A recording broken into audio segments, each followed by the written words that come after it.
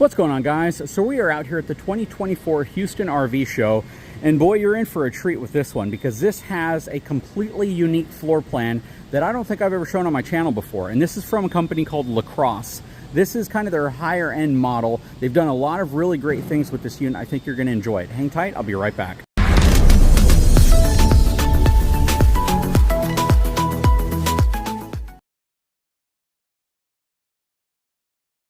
So let's start with the numbers on this unit. It is going to have a gross vehicle weight rating, kind of heavy, 11,245 pounds. A cargo capacity, kind of high, 2,649 pounds. It's going to be on E-load range tires, and it's going to have twin 5,100 pound axles. The dry weight is 8,558 pounds.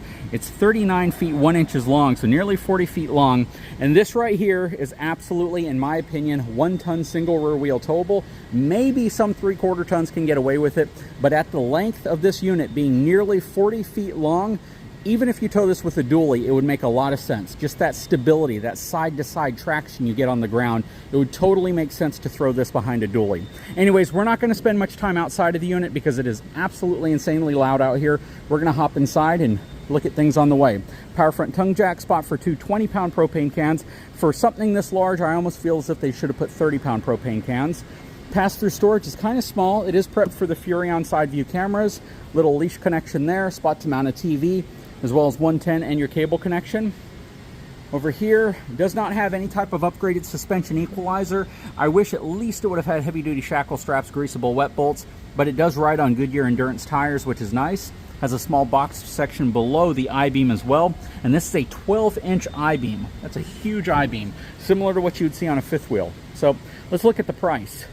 Retail $78 grand, $78,700, and a show price of $47,911. So again, if I only showed you this price and you thought that's what you would pay for it, most people would be like, there's no way I would pay that much money for a travel trailer. But once you see the show price, which is far closer to the price you'd pay at a dealership, that all of a sudden makes things a little bit more digestible. Also, we're going to see if there's any mention of solar on here as well. There's probably some solar on here, but sometimes they don't put it in an obvious spot. This does come with tire pressure monitoring, which is really great. A lot of times people put that in their wish list, but they don't end up getting it until there's a problem. It's nice to know that this RV comes with it.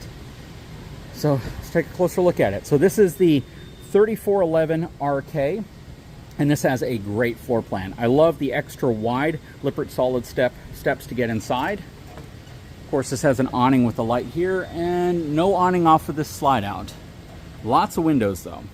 All right, so as we step inside, you're going to see that this is kind of your traditional L-shaped living room, but instead of the TV being across from it, you have your dinette here. And I don't have a problem with this because the center of the L is pointing at the TV. So everyone sitting here can watch TV without craning their neck, one way or the other too far. This is really thoughtful, especially considering folks at the table here can also watch TV. So if you're watching a sporting event, the Super Bowl, things like that, to be able to do it in a very convenient way, except for folks in those chairs, is really nice. That's where you put the kids who are coloring and drawing while you're watching the game.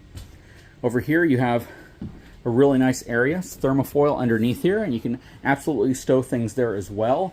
Good sized TV. You have your sound bar beneath it, as well as a panoramic fireplace. You still have some carpet in this unit. Some RV manufacturers aren't fully on board with replacing carpet. I have nothing against that. Some people prefer carpet, especially in the evening as it gets later and cold outside. To be able to put your feet on carpet is appealing to a lot of folks. Theater seating over here. This is going to be a love seat, but it can also turn into a bed, which is really nice if you bring the extra kids with you or the family. Over here, solid surface countertops. This is actually nice. So you're starting to see fewer and fewer trailers that come with solid surface countertops. But not only is it solid surface, it looks really high-end, something like you'd see in a home, which is also really good. Undermount stainless steel single basin sink, upgraded sprayer right here. Good size space, even though it can get cramped if you have somebody washing dishes and somebody trying to get something out of the oven. It has the 3-burner cooktop from Furrion, as well as a Furrion oven beneath it. I love the fact that there are drawers. A lot of manufacturers are removing drawers from RVs, and I don't know why. You got some storage here and some storage here. I am imagining you'd probably put your trash can here, and it would be a smaller trash can. All right. You have a Furrion microwave. This looks like a standard microwave. Yep, it is not a convection. Cabinets up top. And these are very basic hinges, so these are not going to be soft closing. Small window here. I think there's a miss here. There's an opportunity to put a nice wide window right here and bring a lot more light into the RV, or even a small window here in the back to bring a lot more light in. You have what kind of looks like a stainless steel or aluminum backsplash here. Coming around this way, nice mirror, and that gives you some depth to this room, which also looks really nice. This is standard pleated blinds. I really think that even at this price point, they should have gone with the blackout shades, only because at night, lights are on in here. You can almost see through those things. Standard valances. They don't put the arms coming down. Looking up top, you have one air conditioning here, and you're going to have one more in the bedroom back here. Here are all your controls. This is great for folks who are kind of tall, but my wife would not be able to utilize these controls. They're too high up. Now, I don't want them too close to the ground because kids can access them, but in an area that is at least accessible by both parents, I think is super important. Okay, now we're going to step through the bathroom, which is huge, to get to the bedroom. You have some really nice space here. Let's turn some lights on. I'm not sure exactly which one of my buttons here is going to turn the lights on. It's not exactly clearly marked. This looks like your tank heaters. We'll deal with that later. Nice big area here. This is not your traditional countertop. This is more like a table countertop because it has a rubber edge or plastic edge going around it.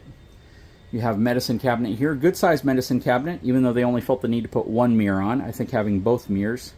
Nope, never mind. It's actually two mirrors. I was looking at a reflection of the wallboard, which made it look like there was only one. So yeah, you got two mirrors here, which is nice. Good amount of space in there as well. That's a huge countertop area though, and a lot of space underneath it, especially considering how they plumbed it. You got a lot of storage space underneath there. I almost feel as if they should have put drawers going down that side. Two-piece shower. Would have been nice to have an adjustable bar over here to be able to raise or lower the shower head. Got a lot of ceiling height in here. You could easily be well over 6'5" and fit inside of this bathroom well, or the whole RV. When you go in here, it steps up a little bit, so 6'5" would probably be the max. Porcelain foot flush toilet. This is where your washer and dryer would go. Stackable unit could easily fit in here, no problem. If you don't put one, you got a lot of extra storage for sure. All right. In the bedroom, king-size bed, padded headboard, which is really nice. No nightstands at all. I really wish they would have nightstands in here, because where are you going to put your iPad? I guess if you're on this side, you could put your stuff right here. You could probably even put a CPAP, because they do put power down here. But if you're on this side, you're pretty much setting it on the floor. So I think that there needs to be end tables coming off, maybe even a little higher up right here so you don't roll into them with your head. But you need a spot to be able to put your coffee cup, your tea, your iPhone, whatever you're going to be carrying into bed whenever you go to bed.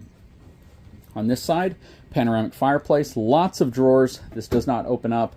You have a window here. You have a nice window off the front, which I think looks really nice, especially with this setup right here.